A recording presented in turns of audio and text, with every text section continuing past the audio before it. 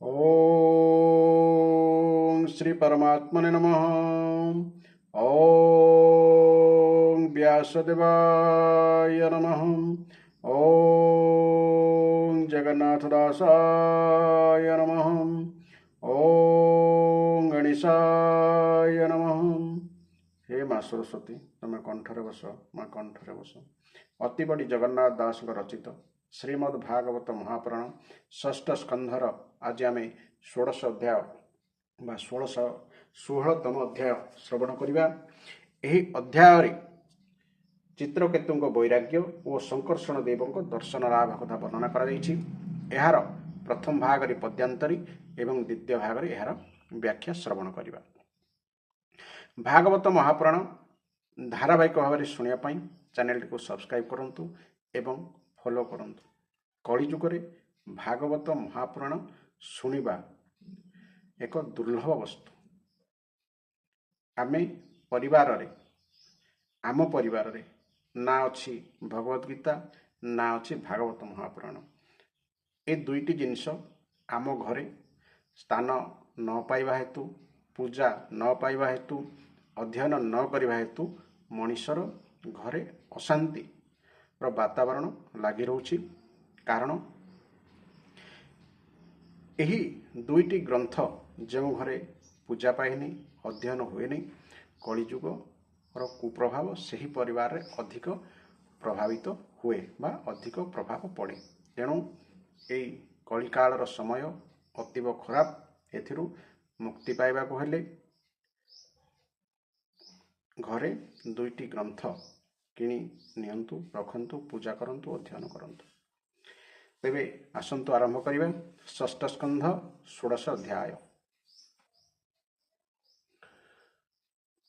मृतपुत्रर भक्ति शुणी शोक छाड़िला नृपमणि। नारद विद्या से सतोषे राजा को देले ए षोडशे। श्री शुकवाच ए अनंतरे हे राजन मलाजे नृपति नंदन। नारद मुनि ताकुराई बोलती जीव शुणतु ही। देखाई ज्ञाति सुहृदरे पड़ी शोचंती जे भूमि। नारद उवाच हे जीव देख तोर माता शोके मोहित तोर पिता। बंधु बांधव जे तोहर शोकम हरे गुरुतर। आपणा कले बरे पोष शेष तो जेते आयुष। सुहृद गणे वृत होई नाना भोगकु भंजतु ही। नृपासने विजे कर पितार शोक कर दूर। जीव उवाच अर्थात सही मृत जीव आत्मा कहूँ केउ जन्मरे ए मोहर होइछि माता पियर। देवता मनुष्य पशुरे मुहि भ्रमई मो कर्मरे। बांधव ज्ञाति मित्ररी उदासी नवा द्वेषकारी। ए सर्वे परस्परे थांती केबे बा हुअन्ति नुहन्ति। क्रय विक्रय व्यवहारे भ्रमंती नाना लोकठारे। हेमादि पन्य द्रव्य जेने जोनिरे जीवटी तेसने। सत्य जे संबंध लोकरे असत्य होई से व्यवहारे। व्यवहारे माने वास्तव रे। संबंध जाबत जहार ताबत ममता ताहार। जाबत दे अहंकार ताबत तही अधिकार। देह छाड़िले जीव नित्य आउ दे हरे काहि सत। ए जीव नित्य जे अव्यय सूक्ष्म स्वरूप सर्वाश्रय। आत्मा या गुण रुकरी आत्मार सृष्टि किया चरी। एहार अति प्रिय केही अप्रिय जन केही नाही।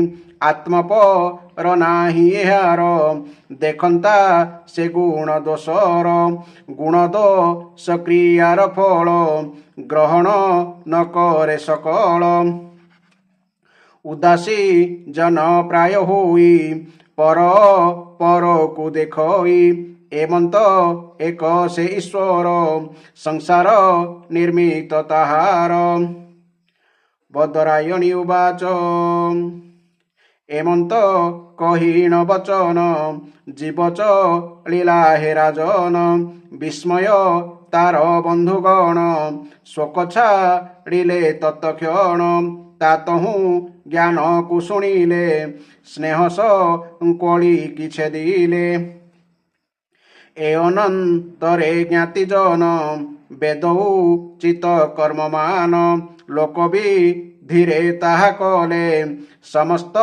ତାପକୁ ଛାଡ଼ିଲେ ଯେ ଶୋକ ମୋହ ସ୍ନେହ ହୋଇ ତାହା ଛାଡ଼ିଲେ ଜ୍ଞାନ ପାଇ ସେ ଯେ ବାଳଗ୍ନି ରାଜନାରୀ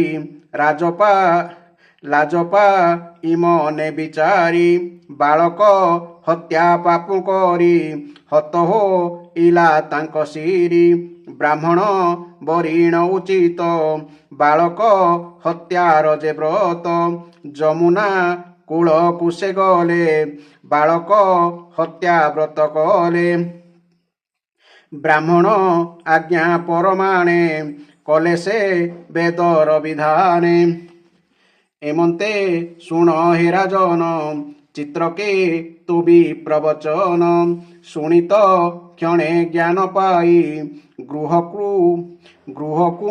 ପୁବାହାର ହୋଇ ସରପ କରୁ ଗଜ ଯେନେ ବାହାର ହୋଇଲା ତେସନେ କାଳିନ୍ଦୀ ଜଳେ ସ୍ନାନ କଲା ପୁଣ୍ୟକ୍ରି ଆକୁ ଆଚରିଲା ମୌନ ବ୍ରତେ ମହାରାଜା ମୁନିଚରଣେ କଲା ପୂଜା ଏଥୁଅ ଅନ୍ତରେ ନୃପବର ଭକତି ଦେଖିଣ ରାଜାର ନୃପବର ଶବ୍ଦରେ ରାଜା ପରୀକ୍ଷିତକୁ ଏଠି ସମ୍ବୋଧନ କରାଯାଇଛି। ନାରଦ ଅନୁଗ୍ରହ କଲେ ଏ ବିଦ୍ୟା ରାଜାଙ୍କୁ କହିଲେ ନମସ୍ତେ ପ୍ରଭୁ ଭଗବାନ ବାସୁଦେବ ସର୍ବକାରଣ ପ୍ରଦ୍ୟୁମ୍ନ ଅନିରୁଦ୍ଧ ବେନି ନମସ୍ତେ ସଂକର୍ଷଣ ପୁଣି ନମସ୍ତେ ଜ୍ଞାନର ଈଶ୍ୱର ପରମାନନ୍ଦ ମୂର୍ତ୍ତି ଯାର ନମସ୍ତେ ଶାନ୍ତ ଆତ୍ମାରାମ ଅବ୍ୟୟ ରୂପ ପୂର୍ଣ୍ଣ କାମ ସ୍ୱରୂପାନନ୍ଦ ଅନୁଭୂତି ତେଣୁ ନିରସ୍ତ ଉର୍ମି ଶକ୍ତି। ଉର୍ମି ଶକ୍ତି କ'ଣ? ଉର୍ମି ଶକ୍ତି ହେଉଛି ଅର୍ଥାତ୍ ରାଗ ଦ୍ୱେଷ ଇତ୍ୟାଦି ମତାନ୍ତରେ କ୍ଷୁଧା ପିପାସା ଶୋକ ମୋହ ଜରା ଓ ମୃତ୍ୟୁ ଏଗୁଡ଼ିକ ହେଲା ଉର୍ମି ଶକ୍ତି। ଭୋହୃଷି କେଶ ହେ ମହତ ନମସ୍ତେ ମୂର୍ତ୍ତି ହେ ଅନନ୍ତ ମନବଚନ ଅଗୋଚର ମହିମା ନାମ ରୂପ ଯାର ଚିନ୍ମୟ ଯାହାର ଶରୀର ରଖନ୍ତୁ ସଦ ତତ୍ପର ରଖନ୍ତୁ ସଦ ସତପର ସଦ ସତ୍ପର ଅର୍ଥାତ୍ ଯେ ସତ୍ ଓ ଅସତ୍ର ଊର୍ଦ୍ଧ୍ୱରେ ଯାହାର ତହୁଁ ଏ ଜଗତ ହେଉଅ ଛଇ ଆତଜାତ ମୃତ୍ତିକା ଠାରୁ ନାନା ପାତ୍ର ଯେସନେ ହେଉଅଛି ଜାତ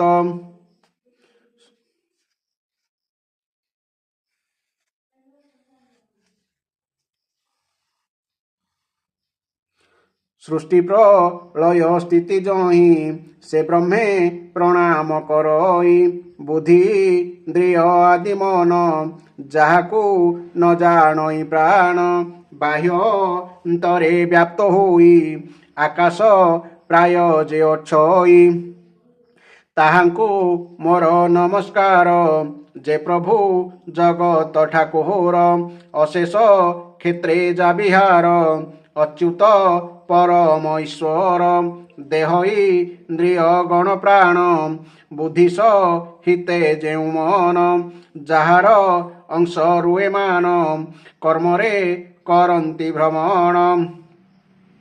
ଭଗବାନ ମହାପୁରୁଷ ମହାନୁଭାବ ଯା ପ୍ରକାଶ, ମହାବିଭୂତିର ଈଶ୍ୱର ସକଳ ଭକ୍ତ ଜନଙ୍କର। କରକମଳ ଦଳେ କରି ସେବିତ ଚରଣ ଯାହାରି, ଏମନ୍ତ ପରମ ଈଶ୍ୱର ତାହାଙ୍କୁ ମୋର ନମସ୍କାର। ଶ୍ରୀ ଶୁକ ଉବାଚ। ଭକତ ରାଜାଙ୍କୁ ନାରଦେ ଏ ବିଦ୍ୟା ଦେଲେ ଅପ୍ରମାଦି, ଅଙ୍ଗିରା ସହିତେ ରାଜନ ଗଲେ ସେ ବ୍ରହ୍ମାର ଭୁବନ। ଚିତ୍ରକେ ତୁ ସେ ବିଦ୍ୟା ଘେନି ଯେମନ୍ତ କହିଥିଲେ ମୁନି, ଧଇଲା ସପ୍ତରାତ୍ର ସେହି ପବିତ୍ର ନିରାହାର ହୋଇ। ଶପଥ ରାତ୍ରେ ଅପ୍ରମାଦି ନାରଦ ବିଦ୍ୟାର ପ୍ରସାଦୀ, ବିଦ୍ୟାଧର ଅଧିପପଣ ଲଭିଲା ଚିତ୍ରକେତୁରାଣ। ଶୁଣରା ଜନ ଏକ ମନେ ଏ ଅନନ୍ତରେ କେତେ ଦିନେ, ବିଦ୍ୟାରୁ କରି ଶୁଦ୍ଧମତି ନିଶ୍ଚଳେ ଲଭିଲା ନୃପତି। ଅନନ୍ତ ଦେବ ଦେବେଶ୍ୱର ଗଲାନି କଟେ ତାହାଙ୍କର, ମୃଣାଳ ପ୍ରାୟେ ତାଙ୍କ ବନ ନୀଳବସନ ପରିଧାନ। ଶୋଭିତ କିରୀଟ କେଉର ମେଖଳା କଙ୍କଣ ଆବର, ପ୍ରସନ୍ନ ରୁଚିର ବଦନ ଅରୁଣ ରାଜୀବ ଲୋଚନ।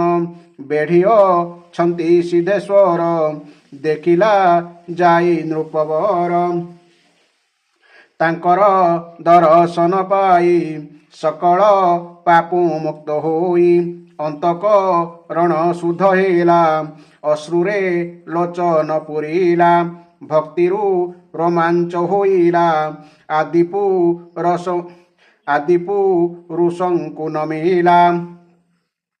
ସେ ଚିତ୍ର କେତୁ ହୃଷ୍ଟ ହୋଇ ନୟନ ଜଳେ ପାଦ ଧୋଇ, ପ୍ରେମେକୁ ଠିତ କଣ୍ଠ ହୋଇ ସ୍ତୁତି କରିଣ ନ ପାରଇ। ହରସେ ପୂର୍ଣ୍ଣ ଇନ୍ଦ୍ରିଗଣ କ୍ରମରେ କରି ନିବାରଣ, ଜଗତ ଗୁରୁ ଗୁରୁବର ଯାଦବ ବଂଶର ଠାକୁର। ତାହାଙ୍କ ପାଦେ ଦେଇ ମନ କହଇ ମଧୁର ବଚନ। ଚିତ୍ରକେତୁ ବାଚ। ତୁହି ଯେ ଅଜିତ ସ୍ୱଭାବେ ଭକତ ତୋତେ ଜିତେ ଭାବେ, ଯେଣୁ ତୁ ଅତି ହିଁ କରୁଣ ତେଣୁ ତୁ ଭକ୍ତର ଅଧୀନ। ନିଷ୍କାମେ ଯେଣୁ ଯେ ଭଜନ୍ତି ତେଣୁ ତୋ ହରେ ସେ ଜିଣନ୍ତି। ଯେ ତୋତେ କରଇ ଭଜନ ତାରକା ମନା କରୁ ପୂର୍ଣ୍ଣ। ଅତି ଦୟାଳୁ ରୂପଧର ଜଗତ ବିଭବ ତୋହର। ଅନାଦି ତୁହି ତୋର ତହିଁ ଉଦୟ ସ୍ଥିତି ଅନ୍ତ ହୋଇ। ସୃଷ୍ଟିର କର୍ତ୍ତା ଅଛି ଆର ବୋଲୋଇ ଅଜ୍ଞ ଯେଉ ନର। ପରମ ଅନୁରୂପ ହେଉ ମହତ ତେଜ କୁତୁ ବହୁ। ଆଦ୍ୟନ୍ତ ଅନ୍ତରାଳେ ସ୍ଥିତ ଆଦ୍ୟନ୍ତ ମଧ୍ୟ ତୁ ରହିତ। ହେ ଦେବ ପ୍ରାଣୀ ମାନଙ୍କର ସାକ୍ଷୀରୁ ପକୁ ତୁମ୍ଭେ ଧର। କ୍ଷିତିଆ ଦିଜେ ପଞ୍ଚଭୂତ ଏଥିରେ ହୋଇଣ ନିର୍ମିତ। ସେହି ମହତ ଅଣ୍ଡକୋଷ ତାହାର ତୋର ତହିଁ ବାସ। ବିଷୟ ଜଢ଼େ ମୋହି ହୋଇ ଯେନର ଦେବଙ୍କୁ ଚିନ୍ତଇ। ତୁମ୍ଭ ଅର୍ଚ୍ଚନାକୁ ନ ଚିନ୍ତେ ଗ୍ରାମର ପଶୁ ସେ ଯୁଗତି। ଭୋ ପ୍ରଭୁ ତାହାର କଲ୍ୟାଣ କେବେ ହେଁ ନୁହଁ ଇଟି ପୁଣ। ଜ୍ଞାନାତ୍ମା ମୟ ତୁ ଅଗୁଣ ସକାମେ ଯେ ତୋର ଚରଣ। ପୂଜନ୍ତି ଜନ୍ମ ତାଙ୍କ ନାହିଁ ଭଜାବି ଜର ପ୍ରାୟ ହୋଇ ତୁମ୍ଭେ ଯେ ଭାଗବତ ଧର୍ମ କହିଲ ପୁରୁଷ ଉତ୍ତମ ନିଷ୍କିଞ୍ଚ ନ ଯେ ଆତ୍ମାରାମ ଏମନ୍ତ ଯେଉଁ ମୁନିଜନ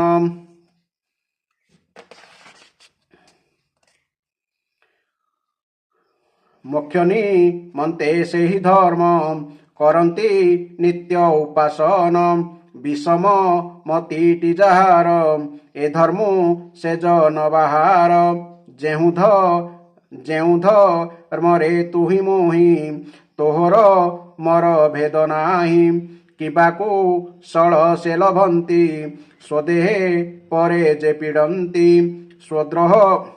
ସ୍ୱଦ୍ରୋହେ ଆତ୍ମପୀଡ଼ାପୂର୍ଣ୍ଣ ପରପୀଡ଼ନେ ଅଧର୍ମ ବିହିତ ଧର୍ମ ଭାଗବତ ନ ଛାଡ଼େ କେବେ ପରମାର୍ଥ ସ୍ଥାବର ଚର ଜୀବଙ୍କରେ ଅଭିନ୍ନ ଭାବ ଯେହୁ କରେ ସେ ନିତ୍ୟ ପାଦ ପଦ୍ମେ ତୋର ସେବା ରଇ ନିରନ୍ତର ପାଷଣ୍ଡ ବୁଦ୍ଧି ଯେଉଁ ନର ଏ ପାଦ ଦୁର୍ଲଭ ତାହାର ଯେ ପାଦ ପଲ୍ଲବ ସୁଧାମ ପରମ ମଙ୍ଗଳ ଯେ ନାମ ସେ ନାମ ସୁମରଣ କରି ପାପିସ ସାରୁ ଜାନ୍ତି ତରି ହେ ଦେବ ଦେବ ନାରାୟଣ ହେ ପ୍ରଭୁ ଅଖିଳ କାରଣ ତୋରୂପ ଦର୍ଶନେ ମୋହି ପବିତ୍ର ହୋଇଲି ଗୋସାଇଁ ନାରଦ ବଚନର ଫଳେ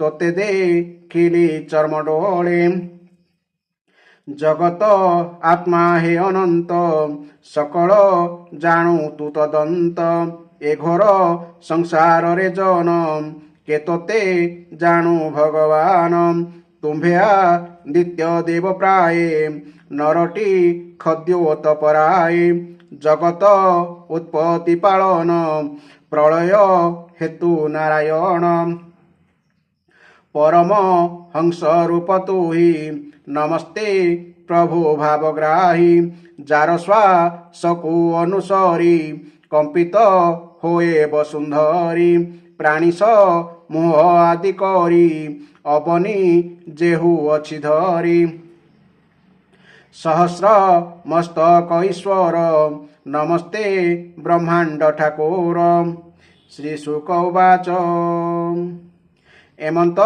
ସ୍ତୁତି ତାର ଶୁଣି ଅନନ୍ତ ପ୍ରଭୁ ହଳ ପାଣି ଯେ ଚିତ୍ର କେତୁ ବିଦ୍ୟାଧର ତାହାକୁ ବୋଲନ୍ତି ଉତ୍ତର ଶ୍ରୀ ଭଗବାନ ଉବାଚ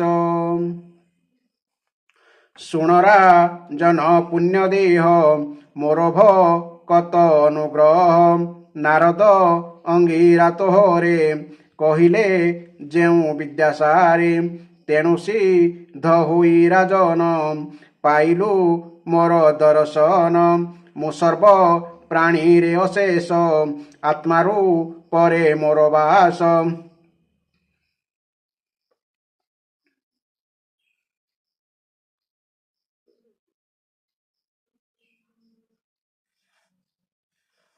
ପରମ ବ୍ରହ୍ମ ଯାକୁ କହି ସେ ମୋର ଶରୀର ଅଟଇ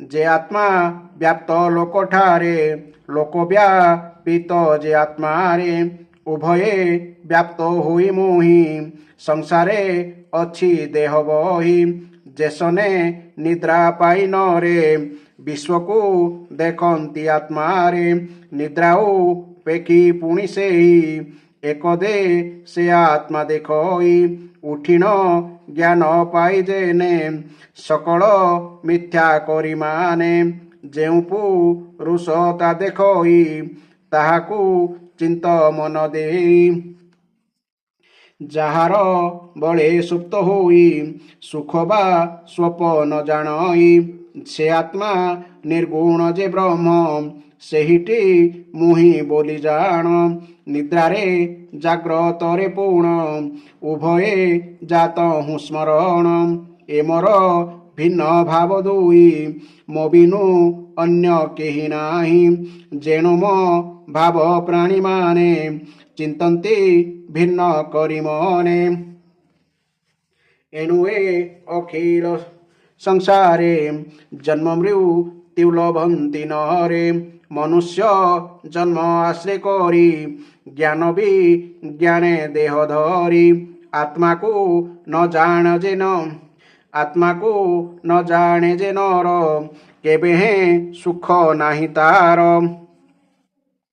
चेष्टा रही कार्य पाई नाना क्लेशकु लभे तही संकल्प छाड़ी जे भजई मोक्षर फल को लभई दुख निवृत्ति सुख पाई दंपति कर्म आचरई सुख दुखर भोगत ही केबेल भई न लभई एमंत विचार जे जानी कर्म रही जेउ प्राणी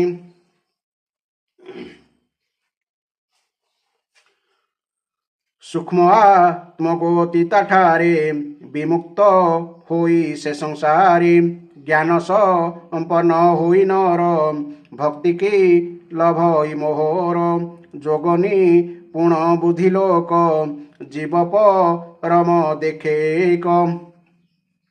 श्रद्धारे जेबे तुराजन घेनिबु मोहर वचन ज्ञान संपन्न होई तुही सिद्ध हो इबु बेग होई। श्री शुक उवाच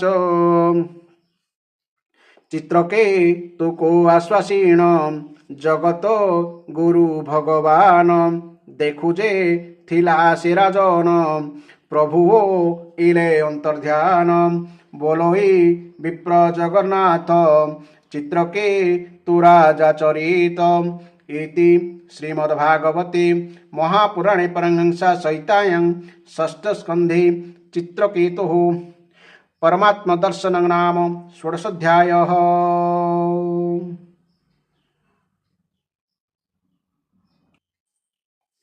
वर्तमान यही अध्याय में व्याख्या श्रवण करिबा। श्री शुकदेव कहले हे परीक्षित तापरे देवर्षि नारद सही मृत राजकुमारर जीवात्मा को शोकाकुल स्वजन मानक सम्मुख को प्रत्यक्ष डाकी आनी कहले।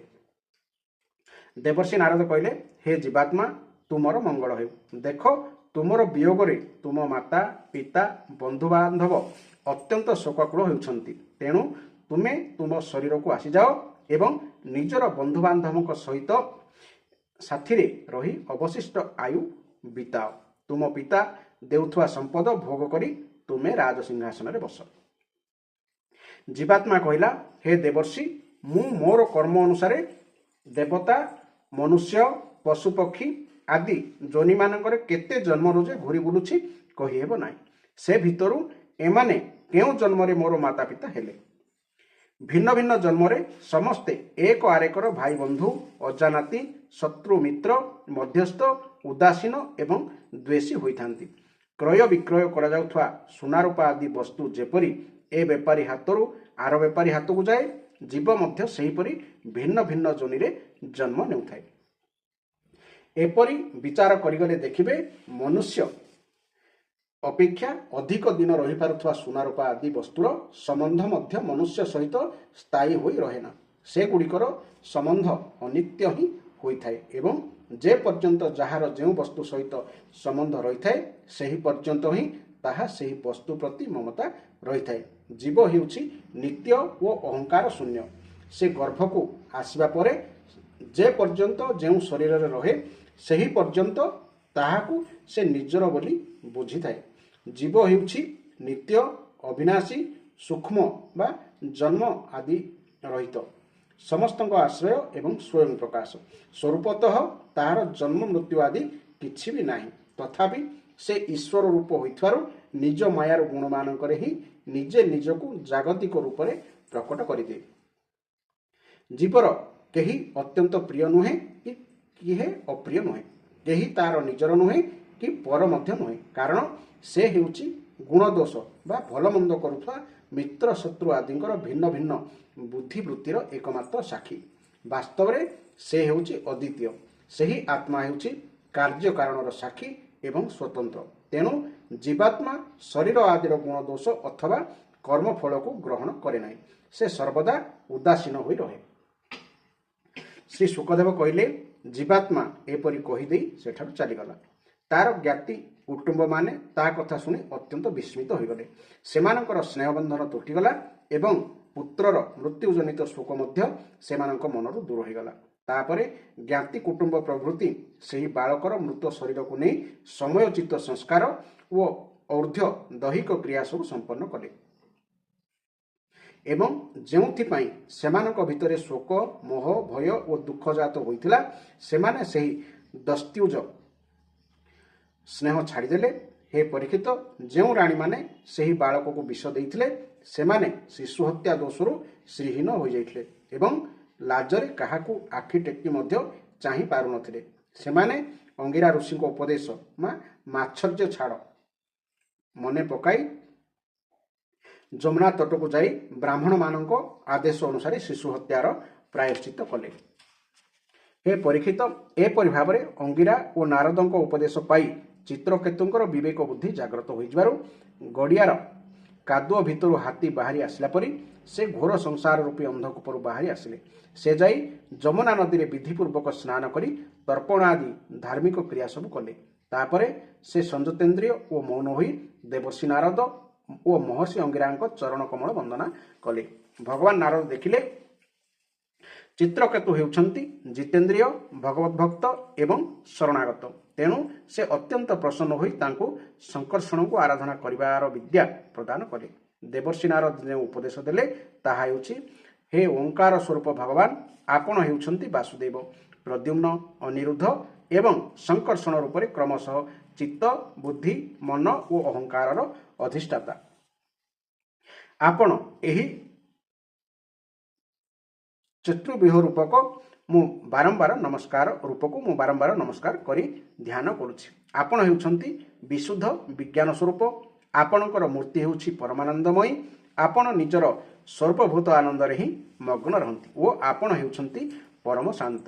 ଦ୍ୱୈତ ଦୃଷ୍ଟି ଆପଣଙ୍କୁ ଆଦୌ ଛୁଇଁ ପାରେ ନାହିଁ। ମୁଁ ଆପଣଙ୍କୁ ନମସ୍କାର କରୁଛି।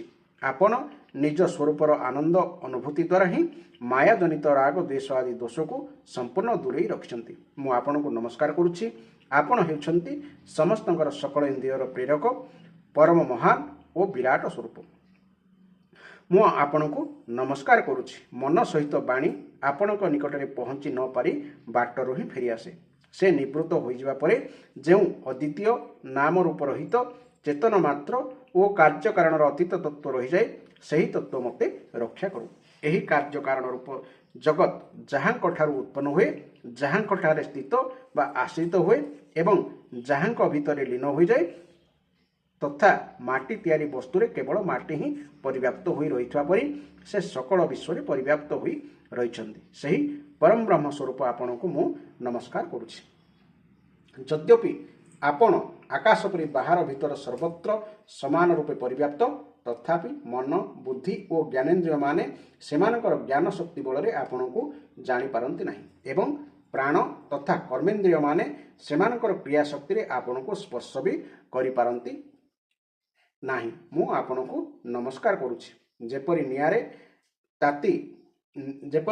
ତାତି ଲାଲ ହେଲେ ହିଁ ଲୁହା ଅନ୍ୟ ପଦାର୍ଥକୁ ଜାଳିପାରେ, ଅନ୍ୟଥା ତାହା ସେପରି କରିପାରେ ନାହିଁ, ଠିକ୍ ସେହିପରି ଶରୀର, ଇନ୍ଦ୍ରିୟ, ପ୍ରାଣ, ମନ ଓ ବୁଦ୍ଧି ଆପଣଙ୍କର ଚୈତନ୍ୟାଂଶରେ ଯୁକ୍ତ ହେଲେ ହିଁ ନିଜ ନିଜର କର୍ମ କରିବାକୁ ସମର୍ଥ ହୋଇଥାନ୍ତି।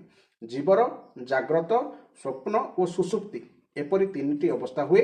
ସେହି ତିନିଟି ଯାକ ଅବସ୍ଥାରେ ଆପଣ ଦ୍ରଷ୍ଟା ରୂପରେ ରହନ୍ତି। ଓଁକାର ସ୍ୱରୂପ ମହାପ୍ରଭାବଶାଳୀ ମହାବିଭୂତିପତି ଭଗବାନ ମହାପୁରୁଷଙ୍କୁ ନମସ୍କାର।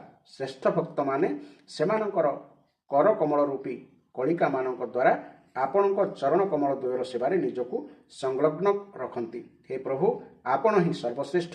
ମୁଁ ଆପଣଙ୍କୁ ବାରମ୍ବାର ନମସ୍କାର କରୁଛି। ଶ୍ରୀ ଶୁକଦେବ କହିଚାଲିଲେ, ହେ ପରୀକ୍ଷିତ, ନିଜର ଶରଣାଗତ ଭକ୍ତ ଚିତ୍ରକେତୁଙ୍କୁ ଏହି ବିଦ୍ୟା ଉପଦେଶ ଦେଇ ମହର୍ଷି ଅଙ୍ଗିରାଙ୍କ ସହିତ ଦେବର୍ଷି ନାରଦ ବ୍ରହ୍ମଲୋକକୁ ଚାଲିଗଲେ। ରାଜା ଚିତ୍ରକେତୁ ଦେବର୍ଷି ନାରଦଙ୍କ ଆଜ୍ଞା ଅନୁସାରେ କେବଳ ଜଳପାନ କରି 7 ଦିନ ପର୍ଯ୍ୟନ୍ତ ଅତ୍ୟନ୍ତ ଏକାଗ୍ରତାର ସହିତ ତାଙ୍କ ଦ୍ୱାରା ଉପବିଷ୍ଟ ବିଦ୍ୟା ଅନୁଷ୍ଠାନ କଲେ। ସେହି ବିଦ୍ୟା ଅନୁଷ୍ଠାନ କରିବାର 7 ରାତି ପରେ ରାଜା ଚିତ୍ରକେତୁଙ୍କୁ ବିଦ୍ୟାଧରମାନଙ୍କର ଅଖଣ୍ଡ ଆଧିପତ୍ୟ ମିଳିଗଲା। ତାହାର କିଛି ଦିନ ଭିତରେ ସେହି ବିଦ୍ୟା ପ୍ରଭାବରେ ତାହାଙ୍କର ମନ ମଧ୍ୟ ଶୁଦ୍ଧ ହୋଇଗଲା। ଏଥର ସେ ଦେବାଦିଦେବ ଭଗବାନ ଶେଷଦେବଙ୍କ ଚରଣ ନିକଟରେ ପହଞ୍ଚିଗଲେ। ସେ ଯାଇ ଦେଖିଲେ ଭଗବାନ ଶେଷଦେବ ସିଦ୍ଧେଶ୍ୱରଙ୍କ ମାନଙ୍କ ମଣ୍ଡଳୀରେ ବିରାଜମାନ ହୋଇଛନ୍ତି। ତାହାଙ୍କର ଶରୀର ମୃଣାଳ ପ୍ରାୟ ଗୌରବର୍ଣ୍ଣ, ଗୌର ଶରୀରରେ ସେ ନୀଳାମ୍ବର ଧାରଣ କରିଛନ୍ତି। ଶିରରେ କିରୀଟ, ବାହୁରେ ବାଜୁବନ୍ଧ, କଟିରେ ମେଖଳା, କରରେ କଙ୍କଣ ଆଦି ଆଭୂଷଣ ଝଟକୁଛି। ନେତ୍ର ଈଷତଲାଲ ଏବଂ ମୁଖାର ବିନ୍ଦରେ ଫୁଟି ଉଠୁଛି ପ୍ରସନ୍ନତା। ଶେଷଦେବକୁ ଦର୍ଶନ କରିବା ମାତ୍ରେ ଚିତ୍ରକେତୁଙ୍କର ସକଳ ପାପ ନଷ୍ଟ ହୋଇଗଲା। ତାଙ୍କର ଅନ୍ତଃକରଣ ସ୍ୱଚ୍ଛ ଓ ନିର୍ମଳ ହୋଇଗଲା। ହୃଦୟରେ ଭକ୍ତି ଭାବରେ ବନ୍ୟା ଆସିଗଲା। ନେତ୍ରରେ ପ୍ରେମାଶ୍ରୁ ଝଲସି ଉଠିଲା। ତାଙ୍କ ଅଙ୍ଗର ପ୍ରତିଟି ରୋମ ଟାଙ୍କୁରି ଉଠିଲା। ଏହି ପରିସ୍ଥିତିରେ ସେ ଆଦି ପୁରୁଷ ଭଗବାନ ଶେଷଦେବକୁ ନମସ୍କାର କଲେ। ଶେଷରେ ନେତ୍ର ଯୁଗଳରୁ ବିନ୍ଦୁ ବିନ୍ଦୁ ହୋଇ ପ୍ରେମା ଅଶ୍ରୁ ଝରି ପଡ଼ୁଥାଏ। ସେଥିରେ ଭଗବାନ ଶେଷଦେବଙ୍କ ପାଦ ରଖିବା ସେଥିରେ ଭଗବାନ ଶେଷଦେବଙ୍କ ପାଦ ରଖିବା ପୀଠ ଓଦା ହୋଇଗଲା। ପ୍ରେମୋଦ୍ରେକ ହେତୁ ସେହି ମୁହଁରୁ ପଦୁଟିଏ ବି କଥା ବାହାରିଲା ନାହିଁ। ସେ ବହୁ ସମୟ ପର୍ଯ୍ୟନ୍ତ ଭଗବାନଙ୍କୁ କିଛି ବି ସ୍ତୁତି କରିପାରିଲେ ନାହିଁ। କିଛି ସମୟ ପରେ ସେ ଦ୍ୱିପଦ କହିବାକୁ ଶକ୍ତି ପାଇ ବିବେକ ବୁଦ୍ଧି ଦ୍ୱାରା ମନକୁ ସମାହିତ କରିଦେଲେ ଏବଂ ସକଳ ଇନ୍ଦ୍ରିୟର ବାହ୍ୟବୃତ୍ତି ରୋକିଦେଲେ। ତାପରେ ପଞ୍ଚରାତ୍ର ଆଦି ଭକ୍ତି ଶାସ୍ତ୍ରରେ ଯାହାଙ୍କର ରୂପ ବର୍ଣ୍ଣନା କରାଯାଇଛି ସେ ସେହି ଜଗଦ୍ଗୁରୁଙ୍କୁ ସ୍ତୁତି କଲେ। ଚିତ୍ରଗୁପ୍ତ ସ୍ତୁତି କରୁଛନ୍ତି, ହେ ଅଜିତ, ଜିତେନ୍ଦ୍ରିୟ ଓ ସମଦର୍ଶୀ ସାଧୁମାନେ ଭକ୍ତି ବଳରେ ଆପଣଙ୍କୁ ଜିତିଗଲେ। ଆପଣ ମଧ୍ୟ ନିଜର ସୌନ୍ଦର୍ଯ୍ୟ, ମାଧୁର୍ଯ୍ୟ, କାରୁଣ୍ୟ ଆଦି ଗୁଣମାନଙ୍କ ଦ୍ୱାରା ସେମାନଙ୍କୁ ନିଜର ବଶ କରିଦେଲେ। ଆହା, ଆପଣ ଧନ୍ୟ। କାରଣ ଯେଉଁମାନେ ନିଷ୍କାମ ଭାବରେ ଆପଣଙ୍କୁ ଭଜନ୍ତି, ଆପଣ କରୁଣା ପରବଶ ହୋଇ ନିଜକୁ ବି ଏମାନଙ୍କ ହାତରେ ଦେଇଦିଅନ୍ତି। ଭଗବାନ ଜଗତର ଉତ୍ପତ୍ତି, ସ୍ଥିତି ଓ ପ୍ରଳୟ ହେଉଛି ଆପଣଙ୍କର ଲୀଳାବିଳାସ। ବିଶ୍ୱ ନିର୍ମାତା ବ୍ରହ୍ମା ଆଦି ହେଉଛନ୍ତି ଆପଣଙ୍କର ଅଂଶର ବି ଅଂଶ। ତଥାପି ସେମାନେ ନିଜକୁ ଜଣେ ଜଣେ ଜଗତକର୍ତ୍ତା ବୋଲି ମନେକରି ମିଛଟାରେ ପରସ୍ପରକୁ ସ୍ପର୍ଦ୍ଧା କରନ୍ତି। କ୍ଷୁଦ୍ରାତି କ୍ଷୁଦ୍ର ପରମାଣୁ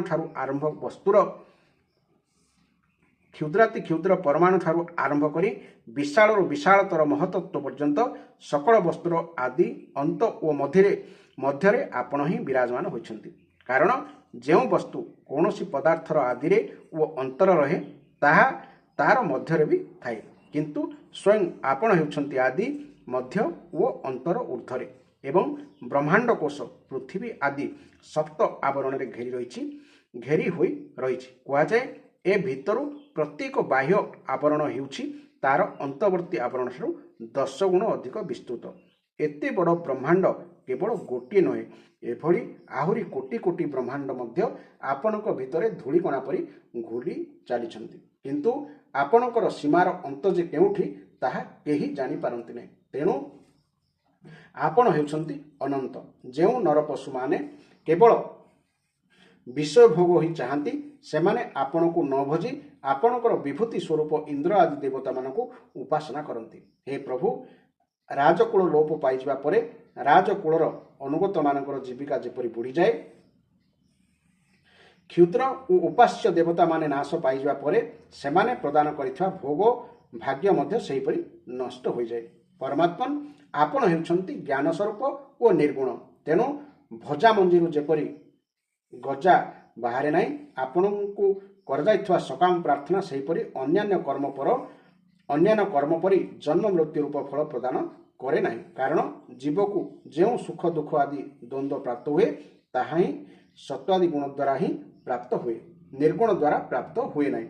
ହେ ଅଜିତ, ଆପଣ ଯେତେବେଳେ ବିଶୁଦ୍ଧ ଭାଗବତ ଧର୍ମ ଉପଦେଶ ଦିଅନ୍ତି ସେତେବେଳେ ଆପଣ ସମସ୍ତଙ୍କୁ ଜିତି ଯାଆନ୍ତି।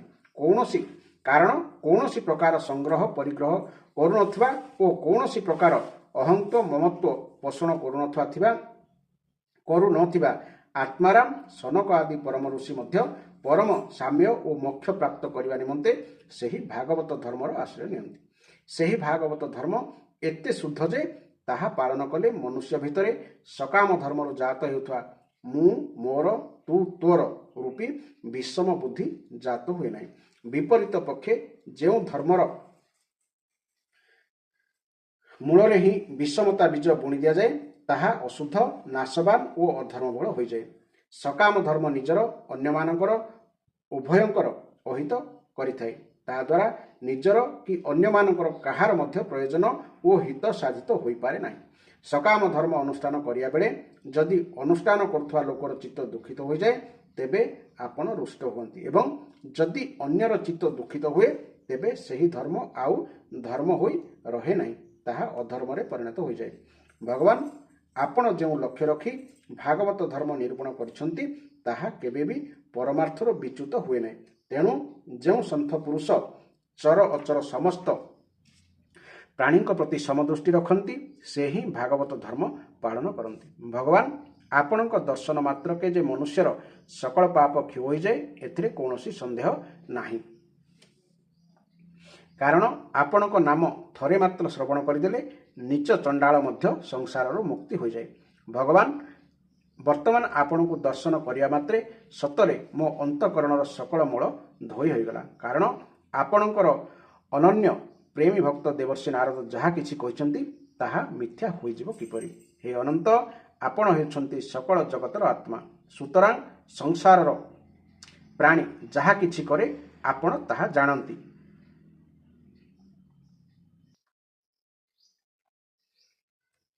ତେଣୁ ଜୁଳୁଜୁଳିଆ ପୋକ ଯେପରି ସୂର୍ଯ୍ୟଙ୍କୁ ଆଲୋକିତ କରିପାରେ ନାହିଁ, ମୁଁ ସେହିପରି ଆପଣଙ୍କୁ ବା ପରମ ଗୁରୁଙ୍କୁ କ'ଣ ବା ନିବେଦନ କରିପାରିବି? ଭଗବାନ ଆପଣଙ୍କ ଅଧ୍ୟକ୍ଷତାରେ ହିଁ ଜଗତର ଉତ୍ପତ୍ତି, ପାଳନ ଓ ପ୍ରଳୟ ହୁଏ। କୁଯୋଗୀମାନେ ଭେଦ ଦୃଷ୍ଟି ବା ପ୍ରଭେଦ ଦର୍ଶନ ହେତୁ ଆପଣଙ୍କର ବାସ୍ତବିକ ସ୍ୱରୂପ ଜାଣିପାରନ୍ତି ନାହିଁ। ଆପଣଙ୍କର ସ୍ୱରୂପ ହେଉଛି ଅତ୍ୟନ୍ତ ଶୁଦ୍ଧ। ମୁଁ ଆପଣଙ୍କୁ ନମସ୍କାର କରୁଛି। ଆପଣଙ୍କ ଠାରୁ ଶକ୍ତି ପାଇବାରୁ ହିଁ ବ୍ରହ୍ମା ଆଦି ଲୋକପାଳଗଣ ନିଜ ନିଜର କାର୍ଯ୍ୟ କରିବାକୁ ସମର୍ଥ ହୋଇଥାନ୍ତି। ଆପଣଙ୍କ ଦୃଷ୍ଟି ଦ୍ୱାରା ଜୀବିତ ହେବାରୁ ହିଁ ଜ୍ଞାନେନ୍ଦ୍ରିୟମାନେ ନିଜ ନିଜର ବିଷୟମାନ ଗ୍ରହଣ କରିବାରେ ସମର୍ଥ ହୁଅନ୍ତି। ଆପଣଙ୍କ ମସ୍ତକ ଉପରେ ରହିଥିବା ଏହି ଭୂମଣ୍ଡଳ ଗୋଟିଏ ସୋରିଷ ଦାନା ପରି ମନେ ହେଉଛି। ମୁଁ ଆପଣଙ୍କୁ ସହସ୍ର ଶୀର୍ଷ ଭଗବାନଙ୍କୁ ବାରମ୍ବାର ନମସ୍କାର କରୁଛି। ଶ୍ରୀ ଶୁକଦେବ କହିଥିଲେ, ହେ ପରୀକ୍ଷିତ, ବିଦ୍ୟାଧରମାନଙ୍କର ଅଧିପତି ଚିତ୍ରକେତୁ ଅନନ୍ତ ଭଗବାନଙ୍କୁ ଏପରି ସ୍ତୁତି କରିବାରୁ ସେ ପ୍ରସନ୍ନ ହୋଇ ତାଙ୍କୁ କହିଲେ। ବର୍ତ୍ତମାନ ଭଗବାନ କହୁଛନ୍ତି କାହାକୁ? ଚିତ୍ରକେତୁ। ହେ ଚିତ୍ରକେତୁ, ଦେବର୍ଷି ନାରଦ ଓ ମହର୍ଷି ଅଙ୍ଗିରା ମୋ ସମ୍ବନ୍ଧରେ ତୁମକୁ ଯେଉଁ ବିଦ୍ୟା ଉପଦେଶ ଦେଲେ, ତା ଫଳରେ ଏବଂ ମୋତେ ଦର୍ଶନ କରିବା ଫଳରେ ତୁମେ ସଂସିଦ୍ଧି ଲାଭ କଲ। ମୁଁ ହିଁ ସକଳ ପ୍ରାଣୀଙ୍କ ରୂପରେ ରହିଛି।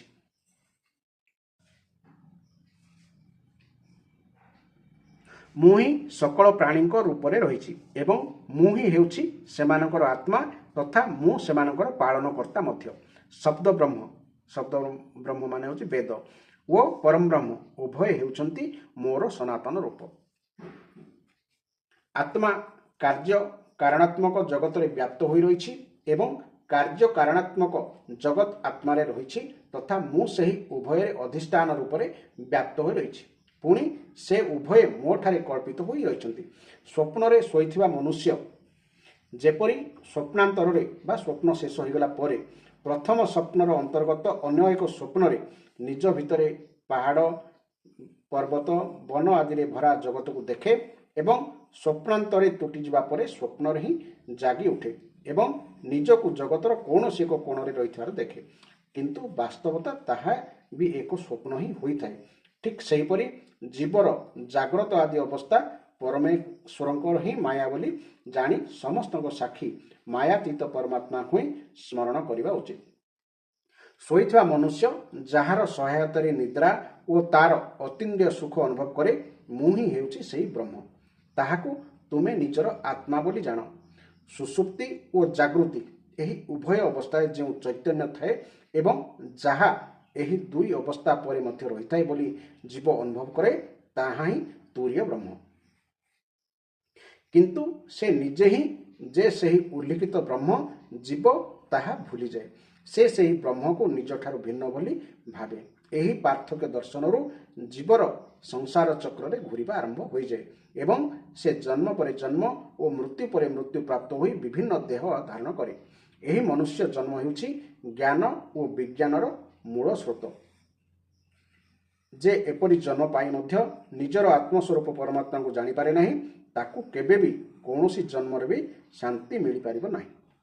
ହେ ରାଜନ, ସାଂସାରିକ ସୁଖ ନିମନ୍ତେ ଯେଉଁ ସବୁ କର୍ମ କରାଯାଏ ସେଥିରେ ପୂର୍ଣ୍ଣ ହୋଇ ରହିଥାଏ କେବଳ ଶ୍ରମ ଓ କ୍ଲେଶ, ଏବଂ ଯେଉଁ ସୁଖ ପାଇବା ଉଦ୍ଦେଶ୍ୟରେ ସେହି ସବୁ କର୍ମ କରାଯାଏ ସେସବୁ ତାହାର ଠିକ୍ ବିପରୀତ ବସ୍ତୁ ଅର୍ଥାତ୍ ଦୁଃଖ ହିଁ ଦେଇଥାନ୍ତି। କିନ୍ତୁ କର୍ମରୁ ନିବୃତ୍ତ ହୋଇଗଲେ କୌଣସି ପ୍ରକାର ଭୟ ରହେ ନାହିଁ। ଏହା ବିଚାର କରି ବୁଦ୍ଧିମାନ ପୁରୁଷ କୌଣସି ପ୍ରକାର କର୍ମ ଅଥବା କର୍ମର ଫଳ ପାଇଁ ସଂକଳ୍ପ ବା ଇଚ୍ଛା କରିବା ଉଚିତ ନୁହେଁ। ନିଜକୁ କିପରି ସୁଖ ମିଳିବ ଓ ନିଜର ସବୁ ଦୁଃଖ କିପରି ନାଶ ପାଇଯିବ, ଏହି ଉଦ୍ଦେଶ୍ୟରେ ହିଁ ଜଗତର ସବୁ ସ୍ତ୍ରୀ ପୁରୁଷ କର୍ମ କରନ୍ତି। କିନ୍ତୁ ସେହି ସବୁ କର୍ମର ସୁଖ ମିଳେ ନାହିଁ କି ଦୁଃଖ ଦୂର ହୁଏ ନାହିଁ। ବୁଝି ରଖିବା ଉଚିତ ଯେ ଯେଉଁମାନେ ନିଜକୁ ବଡ଼ ବୁଦ୍ଧିମାନ ବୋଲି ଭାବି କର୍ମର ଜାଲରେ ପଡ଼ି ଘାଣ୍ଟି ହେଉଛନ୍ତି ସେମାନଙ୍କୁ ବିପରୀତ ଫଳ ହିଁ ମିଳେ। ତା ସହିତ ଏହା ବି ଜାଣି ରଖିବା ଉଚିତ ଯେ ଆତ୍ମାର ସ୍ୱରୂପ ହେଉଛି ଅତ୍ୟନ୍ତ ସୂକ୍ଷ୍ମ। ତାହା ଜାଗ୍ରତ, ସ୍ୱପ୍ନ ଓ ସୁଷୁପ୍ତି ଏହି ତିନି ଅବସ୍ଥାର ଅତୀତ। ଏହା ଜାଣି ନିଜର ବିବେକ ବୁଦ୍ଧି ବଳରେ ଇହଲୋକରେ ଓ ପରଲୋକର ସୁଖରୁ ସକଳ ଆସକ୍ତି ଛାଡ଼ିଦେଇ ତଥା ଜ୍ଞାନ ଓ ବିଜ୍ଞାନରେ ହିଁ ସନ୍ତୁଷ୍ଟ ରହି ମନୁଷ୍ୟ ମୋ ପ୍ରତି ଭକ୍ତି ବିକାଶ କରିବା ଉଚିତ। ଯେଉଁମାନେ ଯୋଗ ମାର୍ଗର ତତ୍ତ୍ୱ ବୁଝିବାରେ ନିପୁଣ ସେମାନେ ଭଲ ରୂପେ ଜାଣି ରଖିବା ଉଚିତ ଯେ ବ୍ରହ୍ମ ଓ ଆତ୍ମାର ଏକତ୍ୱ ଅନୁଭବ କରିବା ହିଁ ହେଉଛି ଜୀବର ସବୁଠାରୁ ବଡ଼ ସ୍ୱାର୍ଥ ତଥା ପରମାର୍ଥ। ରାଜନ, ଯଦି ତୁମେ ମୋର ଏହି ଉପଦେଶ ସାବଧାନ ହୋଇ ଶ୍ରଦ୍ଧାପୂର୍ବକ ଧାରଣ ବା ପାଳନ କରିବ ତେବେ ତୁମେ ଜ୍ଞାନ ଓ ବିଜ୍ଞାନରେ ସମ୍ପନ୍ନ ହୋଇ ଅତି ଶୀଘ୍ର ସିଦ୍ଧି ଲାଭ କରିବ।